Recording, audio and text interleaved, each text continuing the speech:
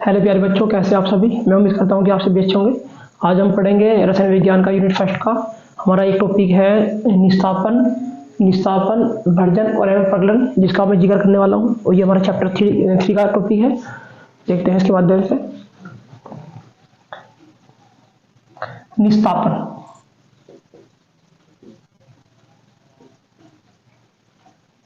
निस्तापन किसे कहते हैं, इसकी परिभाषा दे रहा हूं मैं। पहले इसको बोलते हैं कैल्सिलेशन।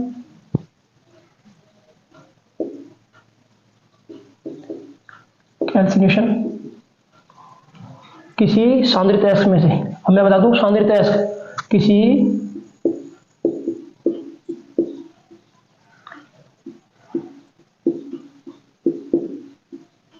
सांद्रित अयस्क को गलनांक के नीचे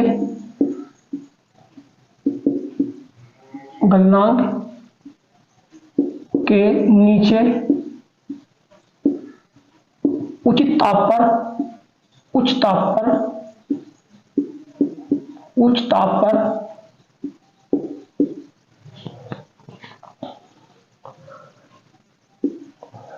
किसी सांद्रित अयस्क को गलनांक के नीचे उच्च ताप पर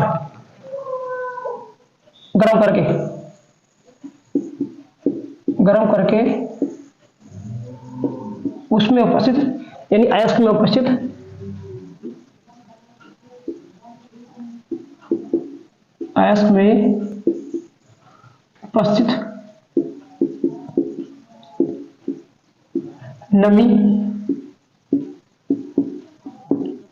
नमी या हाइड्रेशन जल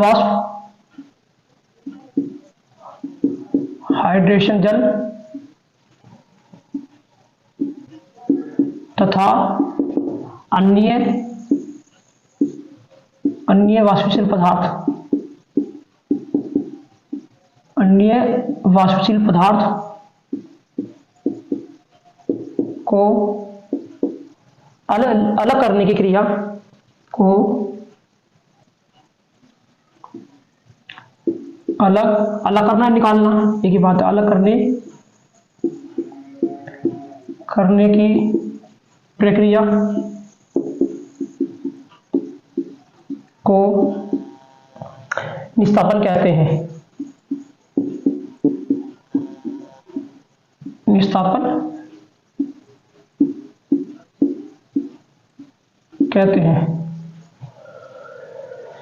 गलनांक का नीचे देखिए, किसी सांद्रित अयस्क को, पहले तो मैं बता दूं सांद्रित अयस्क क्या है।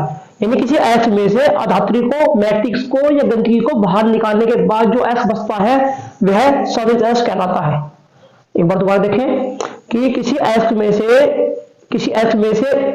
में उपस्थित गंदगियां, जिसको मैट्रिक्स बोलता हूं या अधात्रि बोलता हूं, निकालने के पश्चात जो बचता है वह सांद्रित अयस्क कहलाता है। और इस सांद्रित अयस्क को गलनांक के नीचे तक गर्म करते हैं। गलनांक का नीचे का मतलब है कि उसे पिघलने नहीं दिया जाता, यानी पिघलने से पहले गलनांक के नीचे तक उच्च ताप पर गर्म करके उसके अंदर अयस्क में उपस्थित नमी होगी, जिसको बोलता हूं हाइड्रेशन जल कहता हूं, या जलवाष्प कह सकते हैं आप इसे। वाष्पशील पदार्थों को बाहर निकालकर अलग करने की प्रक्रिया निस्तापन कहलाती है। निस्तापन का मतलब है किसी अयस्क में से उपस्थित नमी को बाहर निकालने का जो क्रिया है वो निस्तापन है। आप ऐसा समझ लें। इसके मैं बताऊं उदाहरण के रूप में। इसका उदाहरण देखिए, एग्जाम्पल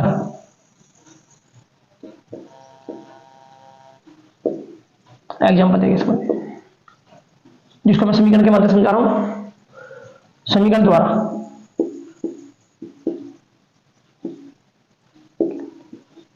समीकरण के माध्यम से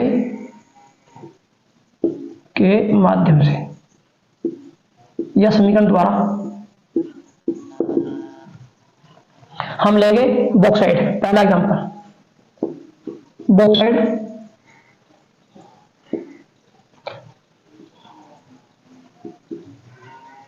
बॉक्साइड जो कि एल्यूमिनियम का एक मुख्य अयस्क है। मैंने बॉक्साइड ले लिया है। सूत्र है Al2O3 × 2H2O। ये मैंने बॉक्साइड लिया। देखो मैं रिएक्शन लिख रहा हूं इसकी, Al2O3 ले और इसको गर्म कर दें, इसको गर्म करें, डेल्टा लगा दिया, गर्म करेंगे। गर्म करने के बाद इसके अंदर जो नमी होगी ना, ये जलवाष्प के रूप में जो नमी है, यानी 2 मोलिकुलर्स ऑफ हाइड्रोजन, 2 मोलिकुलर्स ऑफ जो जल है यानी वाटर, 2 मोलिकुलर ऑफ जो वाटर है वो बाहर निकल जाएंगे। तो यहाँ हो जाएगा आपका Al2O3 प्लस 2H2O। ये जल वाष्प है, जल की जो वाष्प है वो बाहर निकल जाएंगी। इस प्रकार हमारा आयस प्राप्त हो जाएगा हमें। इसी प्रकार दूसरा एग्जांपल है लिमोनाइट। लिमोनाइट इसका सूत्र है Fe2O3 into 3H2O। Fe2O3 into 3H2O, यानी इसके अंदर फेरिक ऑक्साइड के अंदर 3 अणु जल के हैं, यानी 3 मोलिक्यूल्स ऑफ वाटर। इसको इस प्रकार से समझेंगे। मैंने ये लिमोनाइट लिया है जो कि गैस का है, Fe2O3 इंटू 3H2O, गर्म कर देंगे इसको और इसमें से क्या होगा, जल की मात्रा निकल जाएगी,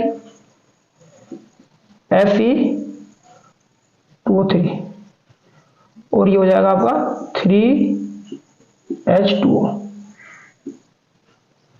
इस प्रकार ये हमारा था निस्तापन की क्रियाएं। एक बार दोबारा देखिए जरा।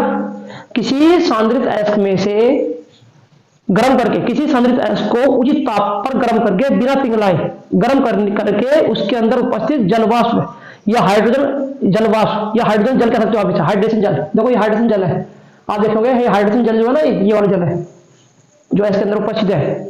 नमी को बाहर निकालने की प्रक्रिया निस्तापन कहलाती है। ठीक है, इसको बोलते हैं कैल्सिलेशन। ये कैल्सिलेशन है, ये हमारा पहला टॉपिक था कैल्सिलेशन। इस प्रकार हमें 3 टॉपिक करने हैं। अब है भर्जन, इसको मैं कर रहा हूं रफ। देखिए पहला टॉपिक हमारा हो चुका है निस्तापन, और दूसरा टॉपिक हमारा भर्जन है। सांद्रित अयस्क आप जान गए होंगे। सांद्रित अयस्क किसे कहते हैं? सांद्रित अयस्क वह अयस्क होता है जिसमें से अधातु को अलग कर लिया जाता है। अधातु का मतलब होता है गंदगी। अब इसको गंदगी को हम बोलते हैं मैट्रिक्स, इसको मैट्रिक्स भी कहते हैं। अधातु यानी मैट्रिक्स यानी गंदगी। किसी अयस्क के अंदर जो गंदगी उपस्थित होती है उसे मैट्रिक्स कहते हैं, और किसी अयस्क में से मैट्रिक्स निकालने के बाद जो अयस्क बचता है वही सांद्रित अयस्क कहलाता है। अब देखिए हमारा जो नेक्स्ट टॉपिक है वह है भर्जन। वह है भर्जन। भर्जन को बोलते हैं रोस्टिंग। भर्जन को बोलते हैं रोस्टिंग। इसी टाइप से पढ़ते हैं हम। किसी सांद्रित अयस्क में, किसी सांद्रित अयस्क को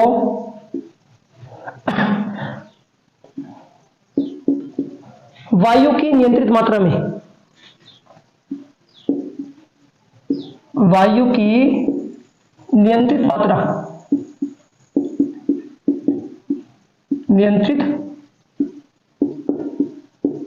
मात्रा में गलनांक के नीचे,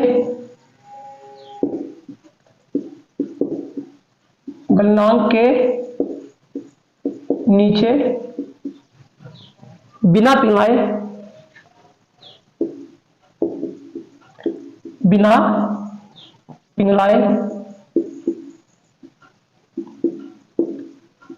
गर्म करने की प्रक्रिया,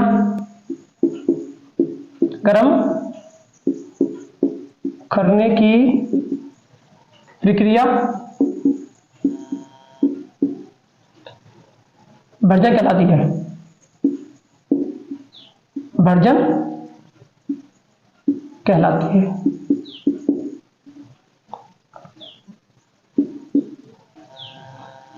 ये तो हमारा वर्जन की डेफिनेशन।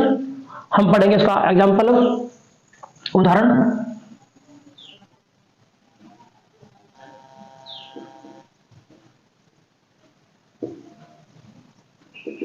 उदाहरण हम लेंगे कॉपर पायराइट, यानी कॉपर का प्रमुख अयस्क। मुख्य अयस्क है कॉपर पायराइट, नाम है इसका।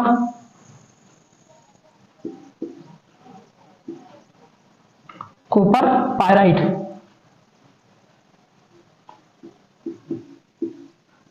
सूत्र है CuFeS2। ये कॉपर पायराइट है जो कि कॉपर का मुख्य अयस्क है, और मुख्य अयस्क उस अयस्क को बोलते हैं जिसमें कॉपर के पाए जाने की संभावना बहुत ज्यादा होती है, जिसमें कॉपर अधिक से अधिक मात्रा में मिलता है, वह कॉपर का मुख्य अयस्क कहलाता है।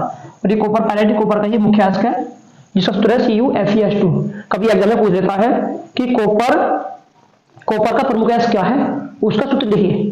तो कॉपर का प्रमुख अयस्क कॉपर पायराइट है और सूत्र है CuFeS2।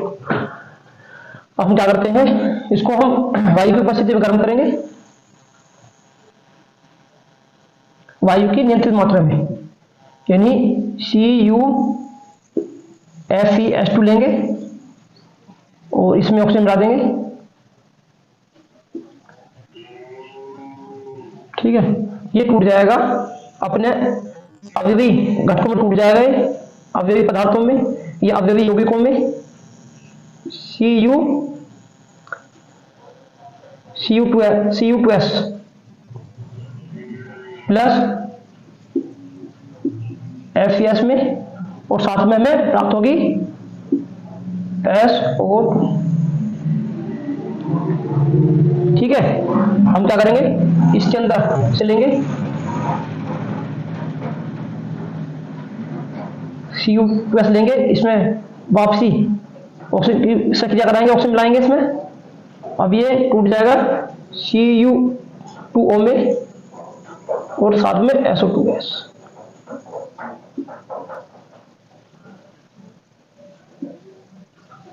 अब हमने इस वाले, देखो इसको तो मैंने ले लिया, इसमें ऑक्सीजन मिला दी गई है, फिर इसको लेंगे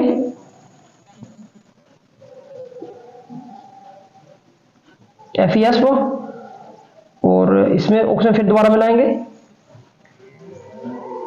हमें प्राप्त होगा FeO, और साथ में हमें प्राप्त होगा SO2। हमें मिल जाएगा SO2। ठीक है, इस प्रकार बैलेंस कर लेंगे इसको।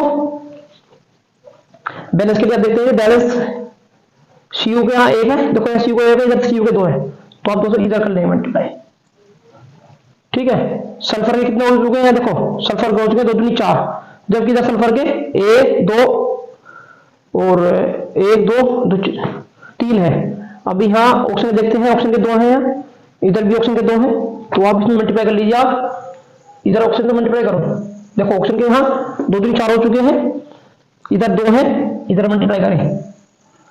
सही है, सल्फर के कितने हो चुके हैं, 1 2 और 2 4, तो इधर भी सल्फर के 2 दूनी 4 हो चुके हैं, यानी बैलेंस हो चुकी है। इसी प्रकार इसको बैलेंस कर ले। सल्फर का कॉपर के इधर 2 है, कॉपर के इधर 2 है, बैलेंस है। ऑक्सीजन के इधर कितने 2, इधर 2 और 3, आप एक काम करें इधर मल्टीप्लाई करें, सल्फर के इधर 2 है, इधर मल्टीप्लाई करें, क्योंकि सल्फर के इधर मल्टीप्लाई कर लें। ठीक है, तो यहाँ हो चुके हैं सल्फर के 2, इधर भी सल्फर के देखो 2 हो चुके हैं, और ऑक्सीजन के हो चुके हैं 2 दूनी 4, और नहीं ऐसे गलत हो गया,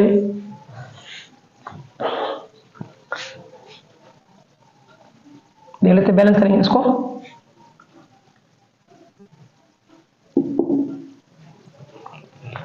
देखिए कॉपर के इधर 2 है, कॉपर के इधर भी 2 है, बैलेंस है। ऑक्सीजन के इधर 2 है, इधर ऑक्सीजन के 3 है, तो ऑक्सीजन को बैलेंस करके इधर कर लीजिए आप। ठीक है, ऑक्सीजन के 2 और 2 ये 4 हो चुके हैं, इधर 2 है, इधर मल्टीप्लाई इधर कर ले, और कॉपर के हो चुके हैं यहाँ 4, इधर हो चुके हैं आपके, अगर मैं 2 से मल्टीप्लाई कर दूं तो यहाँ कॉपर के 2 हैं जबकि है कॉपर के 4 हैं। तो कॉपर के यहाँ करने के लिए मैं 4 से मल्टीप्लाई करता हूँ, 2 से करता हूँ, तो ये हो चुके हैं 2 दूनी 4, कॉपर के 4 हो चुके हैं। सल्फर बैलेंस नहीं है, अभी सल्फर बैलेंस नहीं है। एक काम करें, सल्फर को बैलेंस करने के लिए मैं क्या करता हूँ, इधर 2 से मल्टीप्लाई करें, अभी बैलेंस हो चुकी है। लेकिन यहाँ ऑक्सीजन के 4 हो चुके हैं, और जबकि है 2 और 2 4, यहाँ 4 6 हो चुके हैं। तो यहाँ एक काम करें, इसको बैलेंस करें, यहाँ हो चुका 3, अब ये बैलेंस है। देखिए 3 दूनी 6, 2 ये और 4 ये, सल्फर के 2, सल्फर के 2, कॉपर के 4, कॉपर के 4, बैलेंस हो चुकी है। इस प्रकार ये ऐसे बैलेंस है। अब देखो इसको करते हैं बैलेंस, इसमें ऑक्सीजन के 2 हैं, इधर ऑक्सीजन के 2 3 है।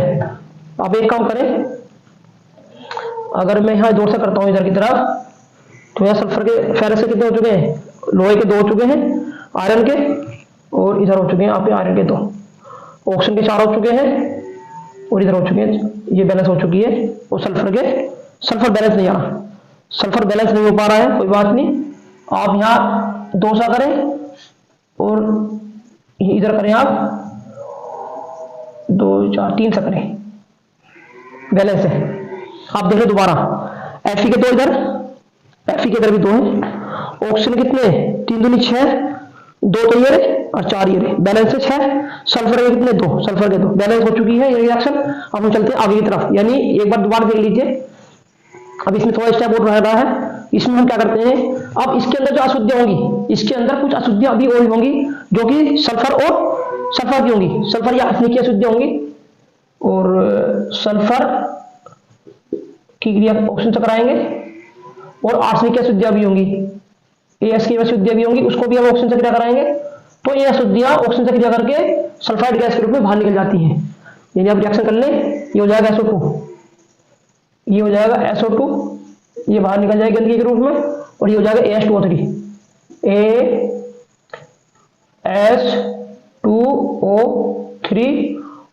AS2O3 और साथ में SO2 गैस, S2 है नहीं इसमें, S2O3 कर लें। इस प्रकार ही बाहर निकल जाएंगे। देखो इसे बैलेंस कर लेंगे बाद में। इसमें सल्फर के 2 है, इसमें ये तो बैलेंस है, इसमें आर्सेनिक का 1 है और इसमें आर्सेनिक के 2 हैं। आप यहाँ पहले यहाँ 2 सा करें, 4 हो चुका है, 4 इधर कर दें, ऑक्सीजन के हो चुके हैं 6, 3 से इधर कर दें, तो ये बैलेंस हो चुकी है। इस प्रकार मैं आपको बताना चाहता हूँ। देखिए इस रिएक्शन को दोबारा देखिए, यह है भर्जन का मतलब रोस्टिंग। किसी सांद्रित ऐश को वायु की नियंत्रित मात्रा में गलनांक के नीचे बिना पिघलाए, यानी गलने नहीं दिया जाता, गलने से पहले रिएक्शन करते हैं, बिना पिघलाए गर्म करने की क्रिया को प्रज्वलन कहते हैं, यानी भर्जन कहते हैं। ठीक है, अब हम देख रहे हैं कॉपर पायरेटिक मैंने लिया है, और कॉपर पायरेटिक जो कि कॉपर का प्रमुख है, इसका CuFeH2 इसका अनुसूत्र है, मैंने इसको ले लिया है और उसमें मिला दिया ऑक्सीजन गैस। जैसे ही मैं कॉपर पायरेटिक के अंदर ऑक्सीजन गैस मिलाता हूं तो वह अपने यौगिकों में टूट जाती है। देखिए इसके अंदर कॉपर सल्फाइड अलग, फेरस सल्फाइड अलग, और SO2 गैस जो जलवाष्प के रूप में बाहर निकल जाएगी, यानी हवा के रूप में ऊपर उड़ जाती है।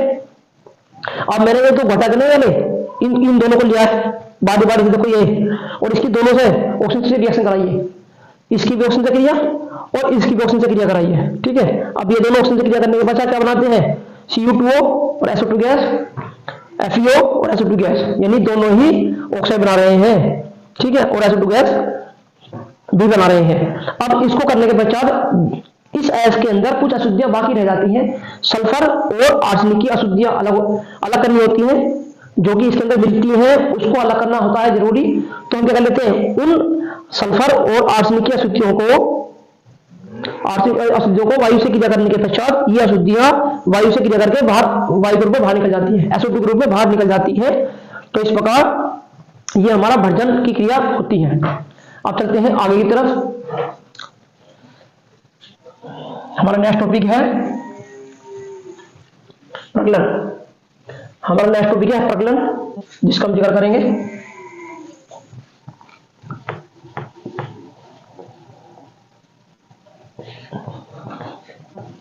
प्रज्वलन अब प्रगलन क्या है जानते हैं। प्रगलन के बारे में, इसको बोलते हैं स्मेल्टिंग।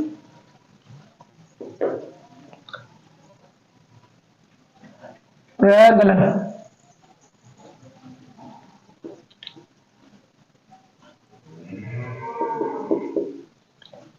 स्मेल्टिंग बोलते हैं। हम पढ़ रहे हैं प्रगलन के बारे में। किसी देखो अब इसमें क्या होगा, हमने पहले निस्तापन किया, हमने सांद्रित एस का पहले निस्तापन किया, फिर उसको भर्जन किया, यानी निस्तापन और भर्जन की क्रिया के पश्चात लिखो यहां भर्जन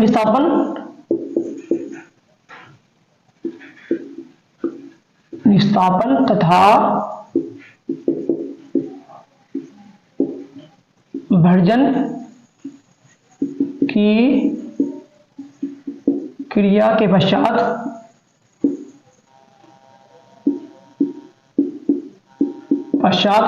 प्राप्त सांद्रित एक्स में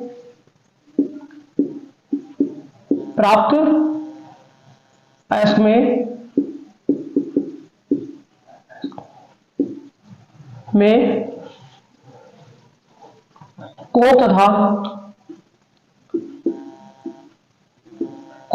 तथा उचित गालक मिलाकर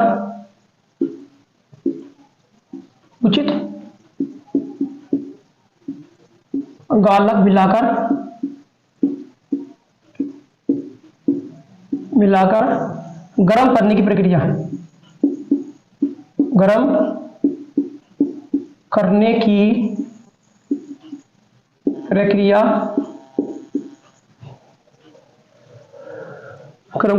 क्या कहलाती है? प्रगलन कहलाती है। प्रगलन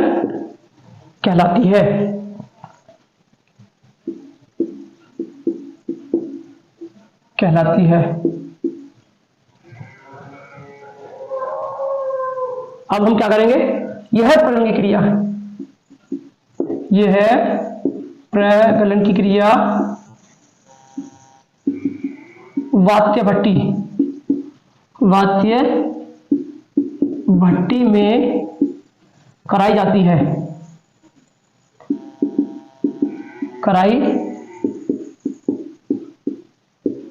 वात्य भट्टी में कराई जाती है।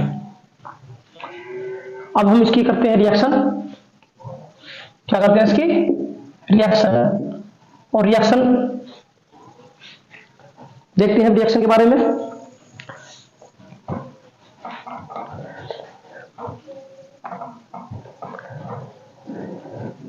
हम लेते हैं हेमेटाइट।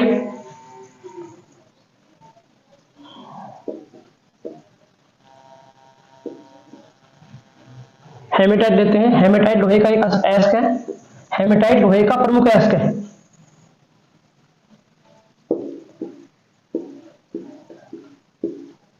हेमेटाइट क्या है?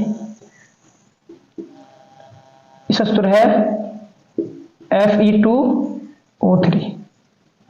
ठीक है, देखो रिएक्शन इस प्रकार की होगी। हमने Fe2O3 लिया, 2O3 लिया है, और इसमें हम मिलाते हैं उचित गालक, यानी कॉपर मिलाते हैं, कार्बन सॉरी कोक, मैं लिखा ना कोक मिलाते हैं, कोक या उचित गालक मिलाते हैं। हमें प्राप्त होगा Fe और CO। ठीक है, इसी प्रकार Fe प्लस CO मिलाते हैं, फिर इसमें इसे दोबारा लेते हैं Fe2O3, और उसके अंदर आपके पास दोबारा प्राप्त जो CO है, कार्बन मोनोऑक्साइड जो गैस है, वो दोबारा बनाते हैं इसको, और बनाने के पश्चात भी हमें Fe प्राप्त हो जाती है, और साथ में CO2 गैस प्राप्त होती है। साथ में CO2 गैस भी मिलती है। सब बैलेंस कर लेते हैं।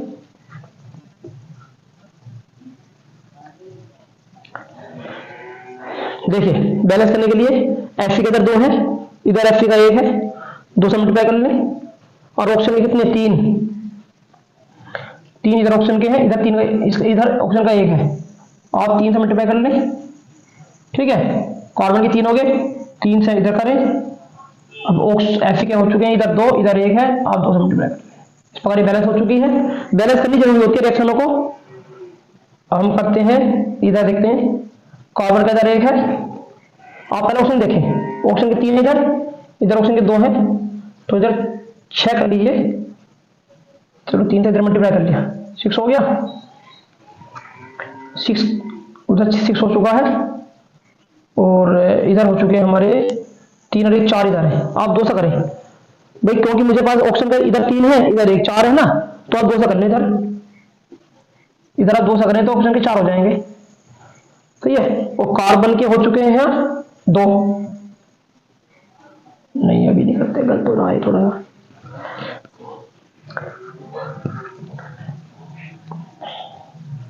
देखिए इधर एक बार दोबारा देख, थोड़ा गलती से हो रही है इसमें।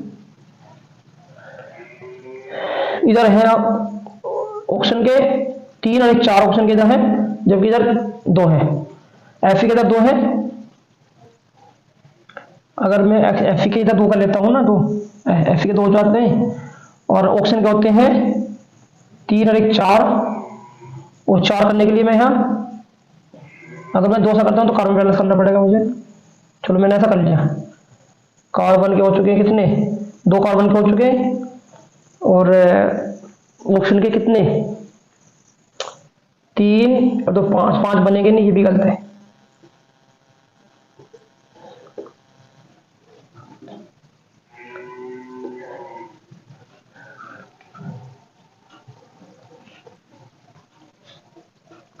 देखते हैं एक बार, एफ के 2 है, चलो एफ के 2 कर लेते हैं पहले, ठीक है। ऑप्शन कितने 3 और 2 5 5, अगर मैं 3 से करता हूं ना तो 6 हो गए, और इधर कितना करता हूं 3 से इधर कर लीजिए, 6 हो चुके, ठीक है। अब ये 3 इधर 3 इधर 6 ऑप्शन हो चुके हैं, और 3 दूनी 6 ऑप्शन इधर हो चुके हैं, एफ के 2 इधर, एफ के 2 इधर, और कार्बन की ये बैलेंस हो चुकी है। देखो अब ये बैलेंस हो चुकी है, ठीक है। एक बार दोबारा देखने जरा, इसको थोड़ा सी बनाता हूं मैं, देखिए एफ के इधर 2 है, इधर 2 एफ के इधर भी 2 है। प्रत्येक इस रिएक्शन में, हर एक रिएक्शन में, प्रत्येक रिएक्शन में दोनों तरफ यानी अभिकारक और उत्पाद की प्रत्येक परमाणु संख्या बराबर होनी चाहिए। अगर ये बराबर नहीं होती तो बैलेंस, ये अनबैलेंस कहलाती है, और उसमें आपको नंबर काट लिए जाते हैं, नंबर नहीं मिलते हैं। तो इसलिए दोनों तरफ आपको प्रत्येक परमाणु की संख्या बराबर करनी होती है, उसको बोलते हैं बैलेंस इक्वेशन। तो देखते हैं एफ के इधर 2 है, एफ के इधर भी 2 हो चुके हैं, ऑप्शन के 3 है, इधर 3 इधर 6 हो चुके हैं, इधर 3 दूनी 6 हो चुके हैं, कार्बन के 3 है, और कार्बन के इधर भी 3 है, प्रत्येक परमाणु बैलेंस हो चुका है। इस प्रकार हमारे तीनों टॉपिक यानी हमने निस्तापन, विभाजन और प्रजनन को क्लियर कर लिया है। और मैं आपको बता दूं कि जो प्रजनन की जो प्रक्रिया है वो वात्य भट्टी के अंदर कराई जाती है, डॉक्यूमेंट लिख दिया है, वात्य भट्टी में ये प्रोसेस कराया जाता है, ठीक है। और इसमें कोक जो होता है एक ऑक्सीकार का काम करता है, ऑक्सीकार का कार्य करता है, और वह अयस्क में उपस्थित गंधकों को गला देता है, और हमें गलित धातु प्राप्त होती है, जो ये धातु प्राप्त हो चुकी है, ऐसी धातु अलग मिल चुकी है। और ये CO2 गैस जो कि सिंबल दिखाई दे रहा होगा, C2 गैस है। तो इस प्रकार हमारे टॉपिक क्लियर हो चुका है, तीनों टॉपिक। तो ये वीडियो आपको कैसी लगी आप बताएं। इस प्रकार मेरे चैनल को सब्सक्राइब करें, वीडियो को लाइक करें, कमेंट करें, और आने वाली इसी प्रकार मैं वीडियो अपलोड करता रहता हूं। अब मैं इस वीडियो को समाप्त कर रहा हूं। इसी के साथ में जय हिंद, जय भारत, और कमेंट करना ना भूलें। Thank you.